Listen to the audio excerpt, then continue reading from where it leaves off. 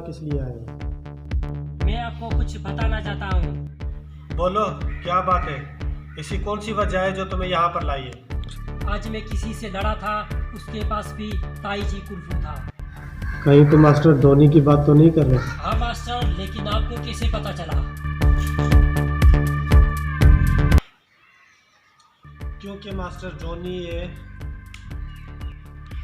जिसे मैंने ताईची कुल्फू सिखाया।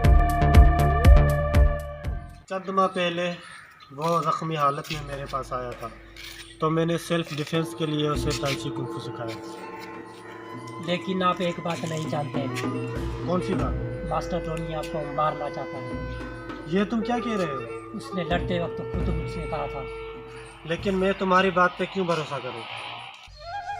मास्टर ताई, वो आ गया।